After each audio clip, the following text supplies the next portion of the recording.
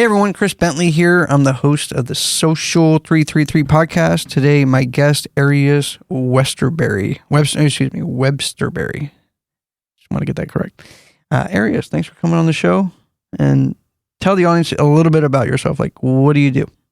Yeah, Chris, thanks for having me. I am an entrepreneur. I'm an author. I am a speaker. I am a digital marketer. That's my main shtick, as they say. So I have a digital marketing agency by the name of WebsterBerry Marketing, after my namesake. I have a technology company. It's kind of all-in-one deal for any and all things business. And I also help entrepreneurs get into this thing and win at it. So that's awesome because we were kind of chatting off the camera about like AI. And I know AI is like a really big subject right now. Mm-hmm. Talk to me about what you're seeing in like the marketing field with AI outside of like chatbots and stuff like that. I mean, everybody I know like probably would start out with being like, oh yeah, I got a chatbot on my website. Mm-hmm. And it's just like, okay, well, cool. That's really not AI, but you know, like talk to us more about like AI. Yeah, I mean, it is AI, right? I mean, it's just a chatbot is something simple like, the original ones were kind of binary, right? If they say yes, then send this message. If they say no, send this message. Right. They're a lot more sophisticated now. And with AI, it has allowed us to have contextual conversations.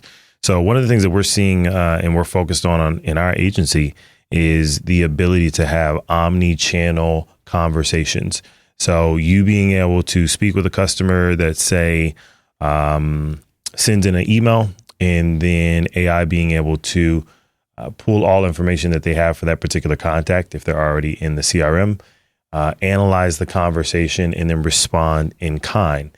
And then more importantly, if that customer decides to call in, or if they decide to engage with your brand on a social media platform or a chatbot on your website, it can keep that entire conversation straight and realize that it's talking to the same person and reference all of the past conversations across multiple channels. Yeah, with real estate, I haven't really seen that much outside of like chatbots. Outside of, MLS now has like AI where they'll try to like figure out if it's a bathroom or a bedroom. I really haven't seen a lot. And I know there's like a ton of stuff with AI. Mm-hmm. It just hasn't creeped into real estate yet. I expect it to at some point. I just haven't seen it yet. I'm glad that you said that because that means that's a market for me. Yeah, like a whole another area. Usually real estate's actually pretty good when it comes to like getting ahead of things, right? They have money. They're usually trying to get on the cutting edge and trying to generate some leads. So I'm surprised it hasn't made it there yet. Yeah, it's just not very big yet.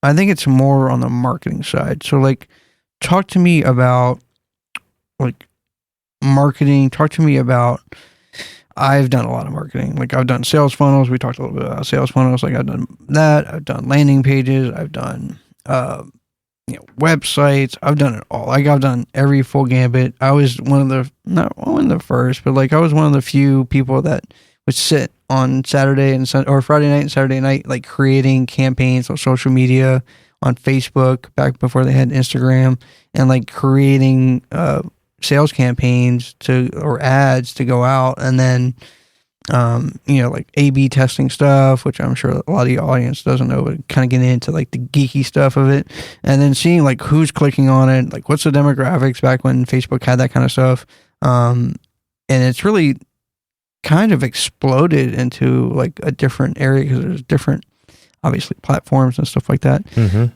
Like as somebody that, I don't know, selling real estate or they have some sort of sales that they're trying to do, it could be like roofing for hail damage or whatever it is. Mm-hmm. Like what do you recommend for somebody doing that? And like what's some of the biggest mistakes you're seeing with people just trying to promote their business or trying to do sales funnels or trying to capture leads? I would say the biggest mistake a lot of people make when it comes to funnels is them not making them functional, right? So many times they understand the concept of a funnel, but they don't actually know why they're doing it. I always liken it to children. If you ever see a toddler with a play phone, they're like, hello, hello, right? And they're having whole conversations. They're mimicking their parents. A lot of entrepreneurs do the same thing. So they end up getting a funnel. They do all these different things. And they're like, all right, I put a form on the page. And then on the next page, I tell them thank you, or I got this video and all that kind of stuff. But behind it, there isn't really a lot of automation, right? They forgot to do some nurturing. They forgot to do to put that somewhere where you can actually follow up with them, right? All of the things that the funnel was designed to do with all of the various automated mechanisms, they're missing. So they're not getting the same results. And then they come to an agency like mine and they say, oh yeah, we did sales funnels. Those things don't work. That's a load of crap. I paid some guy $15,000 and blah, blah, blah, right? And it's not that it doesn't work. It's just you don't understand the reasoning for using it. You don't know how to use the tool. Right. Like I find a lot of people will click on the funnel or the sales funnel and go down the funnel. And then it'll be like somebody that's looking to purchase something in 6 months or a year. They just happen to see an ad. It caught their eye. Something in the ad was provoked them to like fill out in their information. And then I get it. And I'm like, hey, Johnny, like, you ready to buy a house? And he's like, no, like, what did I click? And I'm finding that a lot with just other like industries as well, like plumbing or roofing or just somebody is just checking the box and they're like, oh yeah, like I got one of those. And you're like, well, like, are you making any money off of it? And it's like, they have no idea. Which kind of gets me into like, what kind of like automation setup, what kind of like, let's say that somebody is a plumber, right? Somebody's just like, hey, look, like I need more plumbing business. I know there's people out there that like have issues with their plumbing. Like, how do I set up like an ad and run it and stuff like that? Obviously, they would call a professional like yourself. But like outside of that, is there like any automation that they would get? Like, is there anything that they would get like that's just outside of just like a form being filled out? Like, talk a little bit about like that kind of stuff. Like, what can they do outside of just like, somebody just filling out a form? I mean, the biggest thing is you need to provide some value. So you're speaking about plumbers. There are 10,000 plumbers in any major city that are vying for business, right? It's a competitive market. You need to figure out how to give something to your customer that's actually going to make them want to give their information, right? Start by trying to give value first in exchange for their contact information. I think that's where a lot of people go wrong, right? They want to put a random form on their site, join my newsletter. Nobody wants to join a newsletter for a plumber. I'm just going to be honest, other than other plumbers. Yeah, I agree. I mean, like you're only going to worry about it if something breaks. Exactly. So you have to figure out how to create a page that is informative, a page that is educational, and you need to give them something in exchange for their contact information. So if, in the case of a plumber, if they're calling you or they're looking on your page, they most likely have a problem right now. So what's something that can be an immediate win for them that will make them want to sign up right now, right? Maybe they don't book you for your services, but they want to get on a call with you, right? Maybe you could do a free virtual inspection, right? So you set up Google Meet or Zoom calls where they get on their phone and they show you whatever their issue is, and you kind of diagnose it from afar, allowing you to get leads because they get a diagnosis, and it saves you the pain of actually having to go all the way out there just to figure out that it's a leaky faucet, right? So yeah. I mean, that gets me to like the next thing, which is going to be brand and like brand awareness, and then obviously like once you get brand awareness, you get monetizing it, obviously. But like, let's just stay on the same. So you got a plumber, and they're doing a lot of ads and they're getting calls, or they're doing, different virtual calls, whatever. Talk about like, or it doesn't even need to be a plumber. I'm just saying, using that as an example, like talk about like some brand, some branding, some authority in the space. Like talk a little bit about like what, if I was coming in and I said, hey, look, like, I got X amount of dollars to spend. I want to be the authority in Highland Park, which is one of the most expensive areas, right? Park cities. Like, get me to the top, right? So, like, what would you kind of like recommend for somebody like that? Yeah. We actually, it's a interesting thing that you ask about branding, because that's something that we are very good at. One of the things that I think often gets missed about branding is that you need to focus on owning a lane, right? You don't want to fade into the background. You don't want to be the guy who sounds, looks, walks, talks just like every other person in your industry. So one of the things you want to do is try to niche down, right? So instead of saying I'm a plumber, I am the leaky faucet guy, right? I specifically work on leaky faucets. If you have a water main burst, I'm not your guy. But if your faucet is leaking and keeping you up at night, I'm your guy, right? So being known for that thing allows you to own the space. It allows you to rank above all of your competitors, all the other, general plumbers, right? So when someone has that specific issue, well, they're looking for you. When they search for, hey, how do I fix my leaky faucet? And they happen to be in a certain area, Highland Park, well, you're the top that comes up because you're known for that thing. Now, when it comes to building authority, well, first off, when you own that lane, well, you become known for it, right? You are the authority in that space. You may not be the one for when the house gets flooded, but you know every single thing there is to know about a leaky faucet.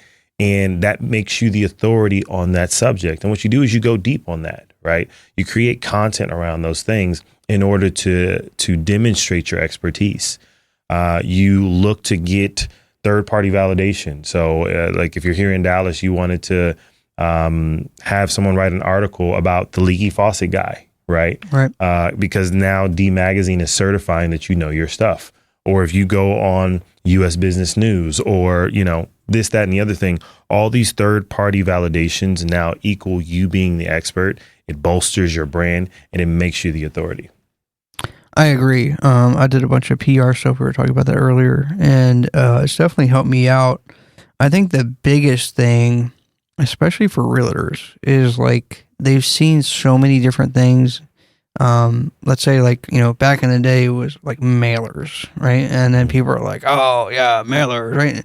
And like everybody that I know, it works because like my mother would get mailers and she'd be like, oh, like they sold Susie's house down the street, and it would just start a conversation. And then they'd be like, one day she would be like, oh, like I want to sell my house. Maybe I'll use, Johnny that's been sending me flyers. But what I've noticed is that most people just cannot just commit to one marketing strategy. It'll be like, okay, well, I'm going to do mailers. And then I did mailers for like 3 months and that was garbage because everybody threw it in the garbage. And then now today I'm going to do like Facebook marketing. I'm going to learn everything about Facebook marketing and I'm going to just go at it. And then they do Facebook marketing for 4 months. And then they're like, well, that was cool. I got like 2 leads of people that may be buying land, right? And in the next 10 years, right? And then it's just like, okay, cool. Now I'm going to do YouTube, now I'm going to do this. And it's just like, one, they don't really commit to it. And two, like they really don't know like what to do. So like, what do you recommend to somebody like that? Where it's just like, hey, look, like, there's so many different things out there. Paul may be doing mailers and he's been doing mailers for the last 30 years and it works fantastic for him. And he just markets, a certain area or a certain demographic or whatever, or a certain type of house. And then it's like, well, then, Susie does this or whatever. Like, what do you recommend as like a brand person? Like for somebody just kind of starting out, they want to get some recognition, they want to get some money, they want to get some leads, they want to get people through the door, whatever it is, like, don't matter. Like, what do you really recommend for something like that? I'm glad you brought that up, and I want to answer that in 2 parts, right? The first part is, everybody asks, what are you supposed to do with marketing? Should I start a blog? Should I do a podcast? Should I be on YouTube? Should I do direct mail, email, all these different things?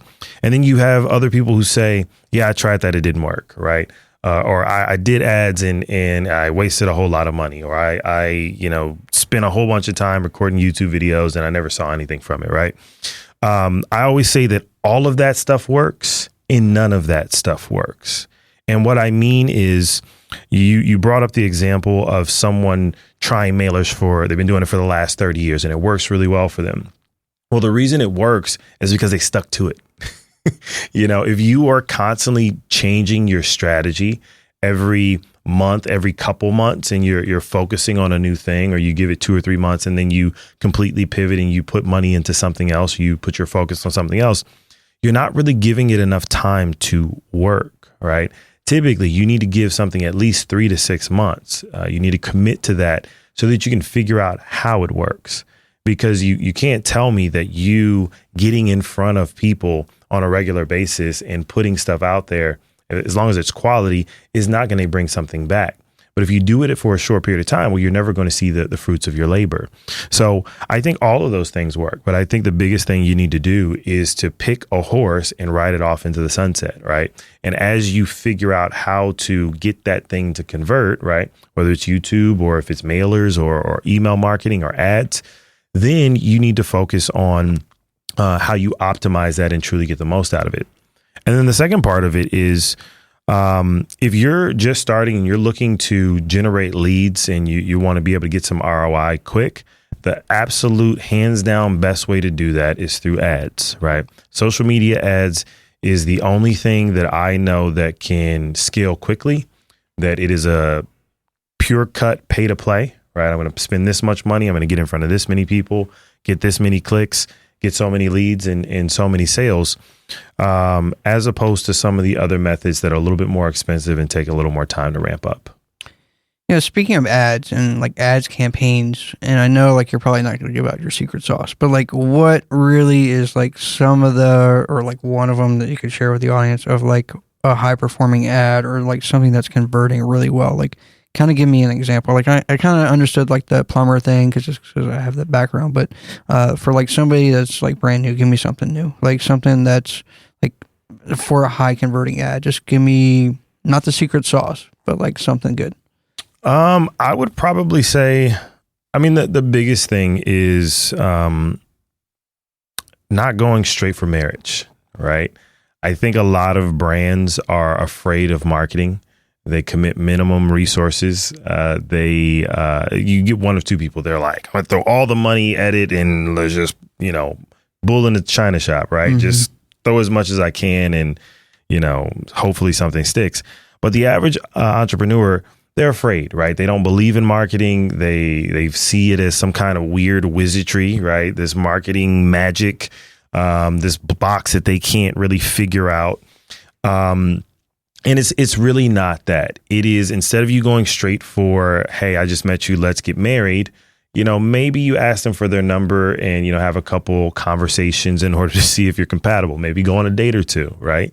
And that's where in advertising, most people are going straight for sale, right? If I had a nickel for every prospect that I talk to and they're like, yeah, we want to get some sales.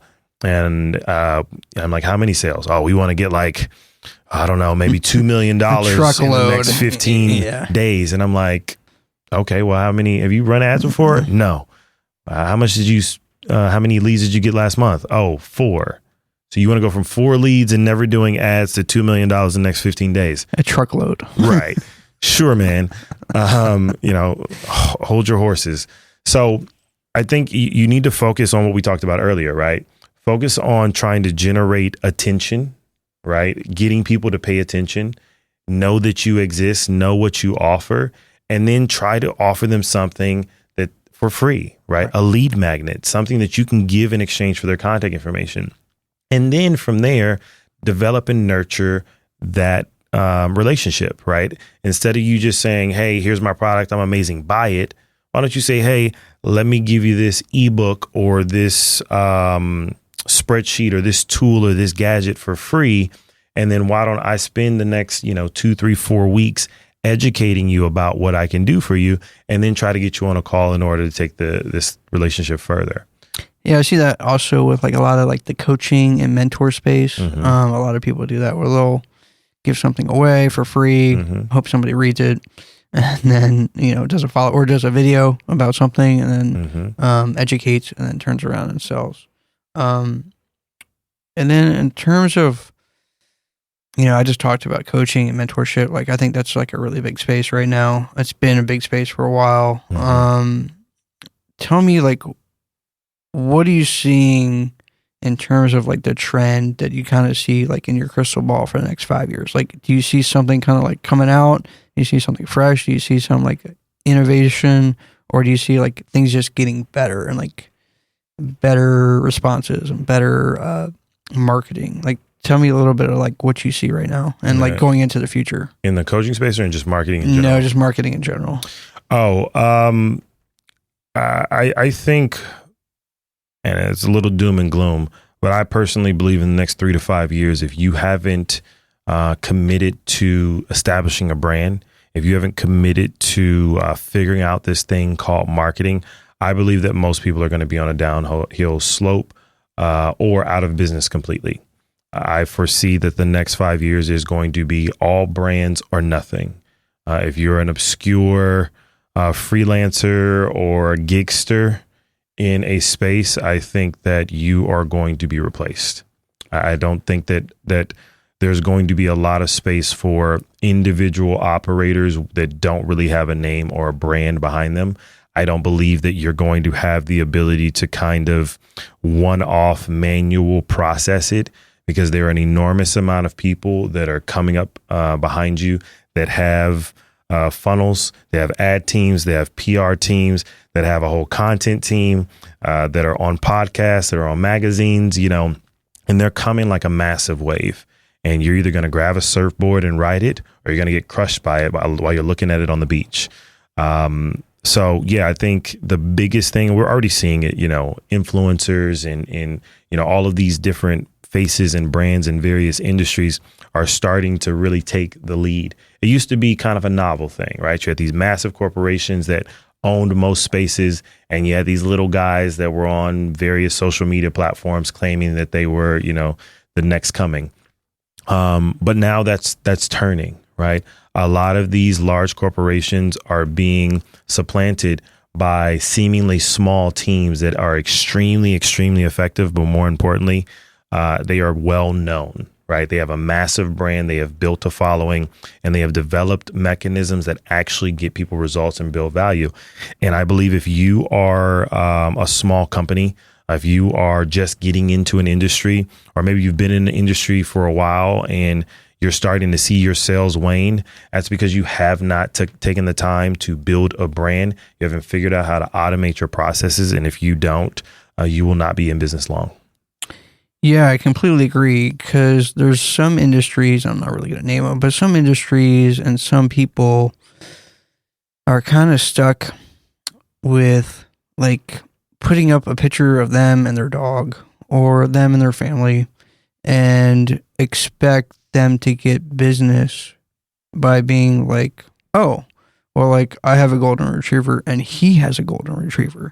Like, we're golden retriever friends. And like that may have worked, I don't know, before Instagram or maybe the beginning of Instagram, where like I would look you up and be like, oh, look, like he's in sales and I'm in sales, and like I build funnels, he builds funnels, and like maybe I'll give him a call, like we can hang out and talk about funnels, right? Yeah. Maybe. But now it's like, well, like I'll Google him and see what he's got. And then I see like where he's been in terms of like magazines, speaking, whatever it is. Like I'll see his YouTube channel, like what is he talking about? And people do that because I saw luxury homes. So like people do that. They'll be like, oh, why am I going to give this kid, which I'm really not a kid anymore, but like why should I give him like this $5.5 million home in Highland Park when like I Google his name and it just shows like he likes dogs. And like versus like I Google, my name, right? And it's like you see all the stuff that I've been in.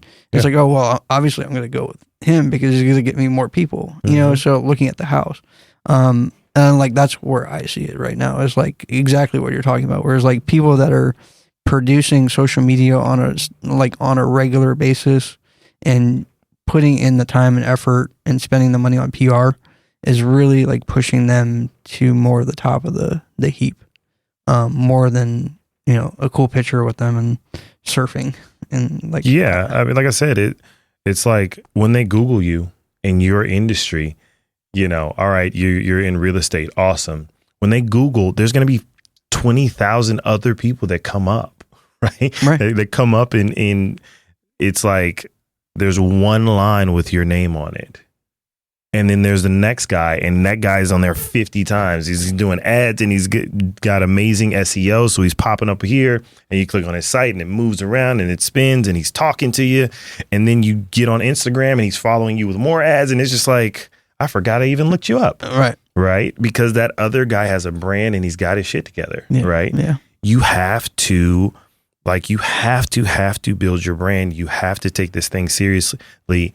This idea of does it work? I don't know. That time is gone, right? You're either going to put on your big boy pants and, run full speed ahead, man, or you're going to get lost. Yeah, the days of like checking the box and being like, oh, I have a Facebook page, or like, hey, I have an Instagram page, and like it has a picture of me and my wife, and like it's like, okay, well, cool, like.